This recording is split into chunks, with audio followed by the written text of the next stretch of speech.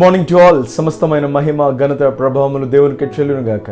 మన ప్రభువును రక్షకుడైన యేసుక్రీస్తు వారి శ్రేష్టమైన నామంలో ఈ ఉదయకాల ధ్యానాలను వీక్షిస్తున్న మా వీక్షక కుటుంబం అంతటికి మరొకసారి శుభాలు తెలియపరుస్తూ ఉన్నాను. అందరికీ వందనాలు.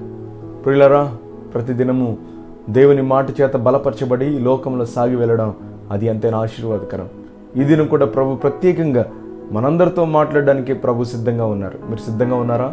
అయితే రండి, పరిశుద్ధ గ్రంథాలు తెరచి ఇర్మియా గ్రంథము 42వ అధ్యాయము 6వ వచనాన్ని చదువుదాం. మన దేవుడైన యెహోవా సెలవిచ్చు మాటకు విధేయులమగుదుము. దేవుడి మాట చేత మనల్ని బలపరిచి అలాగే లోకంలో నడిపించునుగాక. ఆమేన్. ప్రియులారా, దేవుడైన యెహోవా సెలవిచ్చే మాటకు మనం విధేయులం అవ్వాలి. ఎందుకంటే ఆయన మనలను సృష్టించాడు, ఈ లోకానికి పంపించాడు, ఆయన పిల్లలుగా చేసుకున్నాడు, మన కొరకు తన ప్రాణాన్ని ఇచ్చాడు, తన రక్తాన్ని ఇచ్చాడు. అంత మాత్రమే కాదు, మన కొరకు పరలోక రాజ్యాన్ని సిద్ధపరుస్తూ ఉన్నాడు.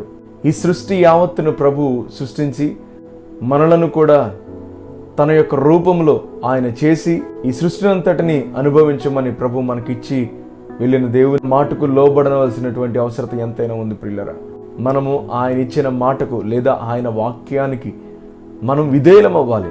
అన్ని విషయాలలో ఒక చోటు ఉంటుంది, అన్ని విషయాలలో మీరు విధేయులే ఉండండి అనేటువంటి మాటను చూస్తాం.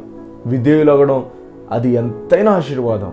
విధేయత అనేది క్రైస్తవునికి ఒక గొప్ప లక్షణం. ప్రియులరా, బైబిల్ గ్రంథంలో విధేయులైన కొందరు భక్తులను మనం చూస్తాం. అబ్రహాముతో ప్రభు అంటాడు, అబ్రహామా, నీకిచ్చిన ఒక్కగాని ఒక కుమారుడైనటువంటి ఇస్సాకును నాకు బలిగా కావాలి అన్నప్పుడు మారు మాట పలకకుండా ఓకే ప్రభువా, ఐ కెన్ అని చెప్పి దేవుని మాటను విని తన కుమారుని బలి ఇవ్వడానికి సిద్ధపడినటువంటి అబ్రహాము ఇస్సాకుతో అంటాడు, నాయనా, మనము రేపు బలి ఇవ్వడానికి మోరియా కొండ మీదకి వెళ్ళాలి, నువ్వు సిద్ధపడు అన్నప్పుడు ఓకే డాడీ, నేను సిద్ధపడతానని. అంత మాత్రమే కాదు, బలికి కావలసినటువంటి పరికరాలన్నీ కూడా, ఆ కట్టెలు అవన్నీ కూడా చుట్టి తల మీద పెట్టి మోయించుకుంటూ వెళతా ఉన్నప్పుడు కూడా ఇస్సాకు అడిగాడు, నాయనా, కట్టెలున్నాయి, అగ్గి ఉంది, అన్నీ ఉన్నాయి, కానీ మరి గొర్రె ఏది అని అన్నప్పుడు అది యెహోవాయే చూసుకుంటాడు అనేటువంటి మాట అబ్రహాం ఉన్నప్పుడు ఓకే డాడీ అని చెప్పి తన తండ్రి వెంట వెళ్ళినటువంటి ఇస్సాకుని మనం చూస్తాం. ప్రియులరా, అక్కడ ఏం జరిగిందో మనకు తెలుసు కదా. వెంటనే దేవుడు గొప్ప కార్యాన్ని చేశాడు. అబ్రహాము, నీ విధేయత నాకు నచ్చింది, అబ్రహాము, నీవు లోబడినటువంటి ఆ లక్షణం నాకు నచ్చిందయ్యా అని గొప్ప కార్యం ప్రభు చేశాడు. ప్రియులరా, నిజమే, విధేయులు అవ్వడం ద్వారా గొప్ప ఆశీర్వాదము దాగి ఉంది. ప్రియులరా, దేవుని మాటకు లోబడాలి. మనం దేవుడు చెప్పినట్లుగా మనం చేయాలి. దేవుడు చెప్పినది ఏంటంటే, పాపం చేయకండి, మారు మనసు పొందండి, రక్షణ పొందండి, అప్పుడు పరలోక వారసత్వాన్ని మీకు ఇస్తాడు అనేటువంటి మాట ప్రభు చెప్పగా మనం ఈ లోకంలో జీవిస్తే గొప్ప ఆశీర్వాదాన్ని పొందుకుంటాం. విధేయులుగా జీవించకపోతే పరిస్థితి ఏంటో అనుకుంటున్నారా? అదే హెబ్రీలకు రాసిన పత్రిక 4:6లో అంటాడు, విధేయత లేని వారు విశ్రాంతిలో ప్రవేశింపరనేటువంటి మాటను చూస్తాం. విశ్రాంతి అనగా నిత్య విశ్రాంతి అనగా పరలోకం. ఆ పరలోకంలో మనం జీవించాలంటే, ప్రవేశించాలంటే మనకు ఒక లక్షణం ఉండాలి. ప్రియులరా, అదే విధేయత. జ్ఞాపకం చేసుకోండి, గుర్తుపెట్టుకోండి, పరలోకం వెళ్ళాలంటే కూడా మనం విధేయులకి లోకంలో జీవించాలి. విధేయత ఎంత ప్రాముఖ్యమైనదో ప్రభు చెప్తా ఉన్నాడు బైబిల్ గ్రంథం నుండి. విశ్రాంతిలో పాల్పంపులు పొందరు, విశ్రాంతిలో ప్రవేశింపరు విధేయత లేని వారు.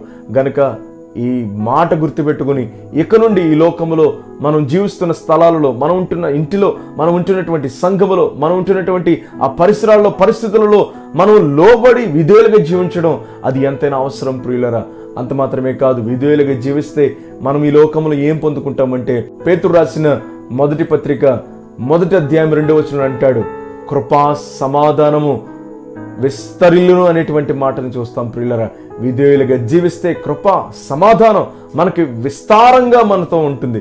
విస్తారంగా ప్రభు మనకిస్తాడు, సమాధానం మనకు అనుగ్రహిస్తాడు. ఈ లోకంలో మనకు కృప లేక, సమాధానం లేక చాలా బాధపడతా ఉంటాం, వేదన పడతా ఉంటాం, చింతపడతా ఉంటాం.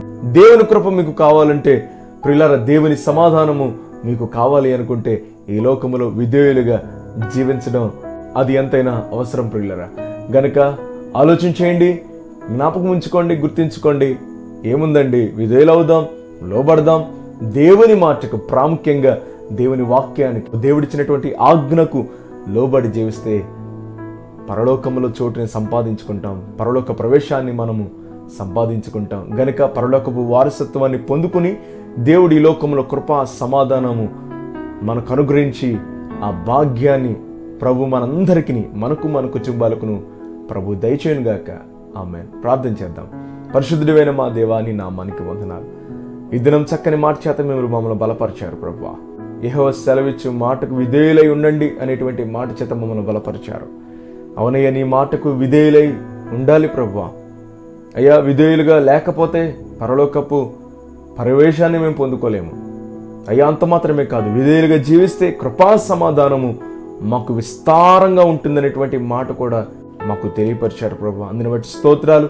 ఎక్క నుండి తండ్రి విధేయులుగా జీవించి లోబడి నీ మాటకు లోబడి, నీ ఆజ్ఞకు లోబడి, నీ ఆజ్ఞ ప్రకారంగా నీ మాట చొప్పున మేము జీవించే భాగ్యం మాకును మా కుటుంబాలకు దయచేసి కృపా సమాధానం పొందుకునే భాగ్యం మాకు అందరికీ కలుగు చేయమని, ప్రత్యేకంగా ఈ దినచర్య అంతటిలో మా బిడ్డలకు తోడేయండి, ఆదరించి నడిపించమని, ప్రయాణాలలో ప్రయత్నాల్లో మీరు తోడుగా ఉండమని, మీరు మాత్రం మహిమ పొందమని యేసు నామములో ప్రార్థిస్తూ ఉన్నాను తండ్రి. ఆమేన్, ఆమేన్, ఆమేన్. అందరికీ వందనాలు. God bless you. Have a wonderful day. దైవజనులు చెప్పబడిన వర్తమానాల ద్వారా బలపరచబడినట్లయితే ఈ లింకును అనేకులకు షేర్ చేసి మా ఈ పరిచర్యను సహకరించి ప్రోత్సహిస్తూ మీరు కూడా ఈ పరిచర్యలో ఒక కుటుంబం కావాలని ఆశిస్తున్నాము. ప్రత్యేక ప్రార్థనా అవసరతల కొరకు సంప్రదించండి. మా ఫోన్ నెంబర్ 9618 208081.